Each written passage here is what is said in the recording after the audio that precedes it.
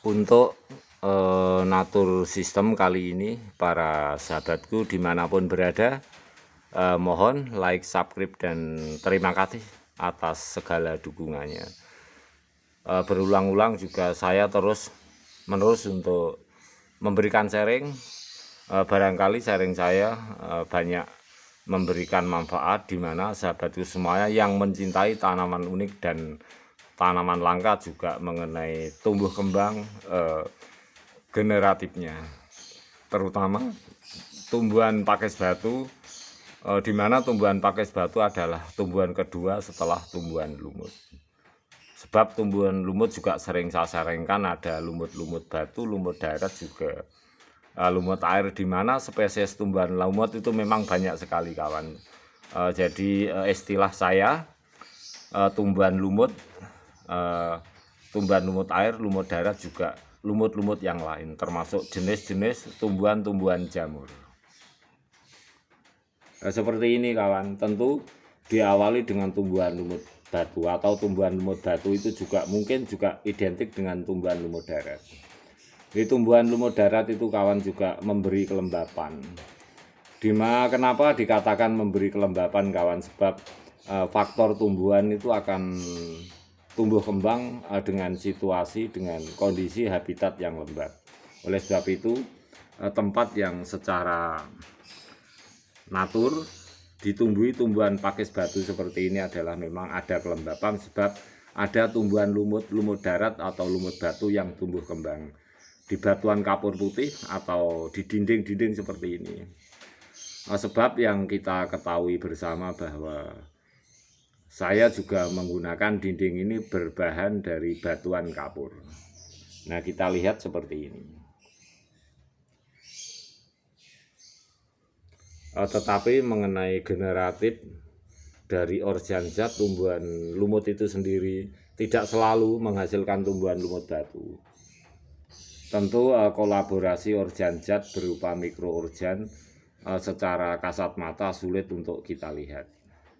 Barangkali kecuali suatu saat nanti jika ada metode khusus peralatan yang mampu melihat mikroorgan, di mana mikroorgan adalah faktor generatif tumbuhnya tumbuhan.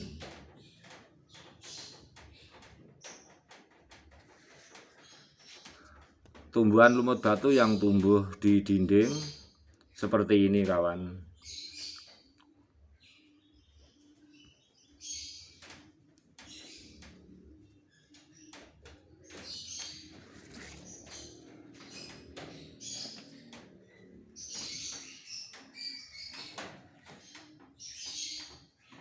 Oleh sebab itu para sahabatku, dinding-dinding tembok yang berbahan dari batuan kapur seperti ini kita mengidentikan tumbuhan batu atau tumbuhan lumut atau jamur. Kita juga hanya kebiasaan saja. Jadi saya mohon maaf yang sebesar-besarnya jika apa yang saya ungkap ini tidak tepat dalam kondisi-kondisi ilmu pengetahuan yang saya sharingkan.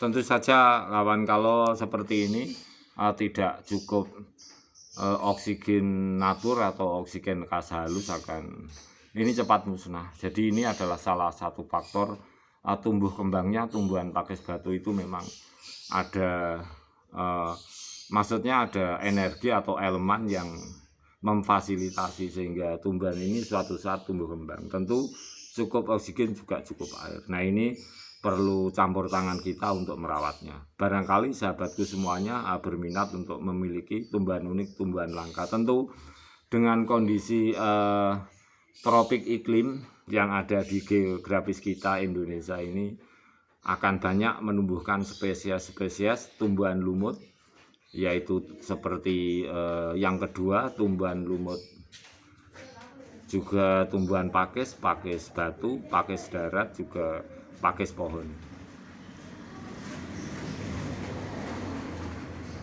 Jadi kemampuan letak geografis habitat kita itu juga mampu menumbuhkan tumbuhan-tumbuhan pakis, tentu saja dengan iklim tropik yang kita miliki.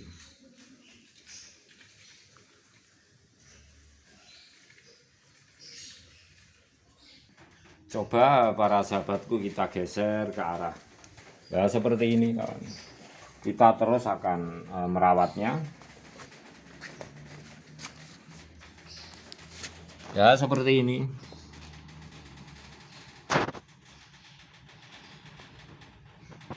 Juga tumbuhan pakis batu.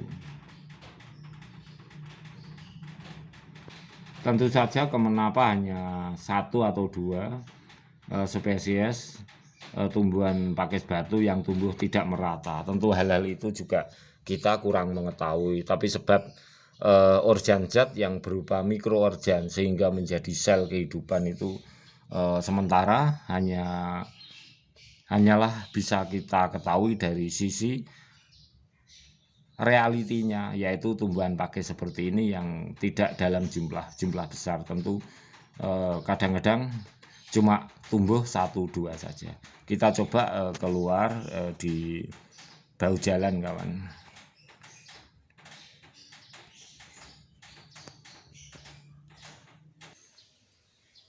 Di median batuan kapur kawan, kita coba lihat tumbuhan lumut pleriran bersama dengan tumbuhan pakis batu.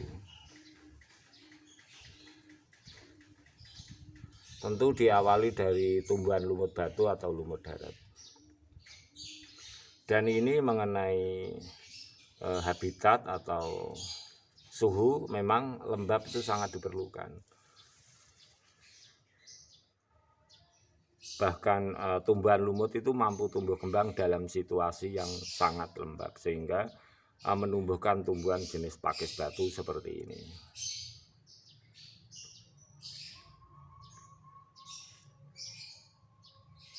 Kita kembali lagi kawan ke tempat semula.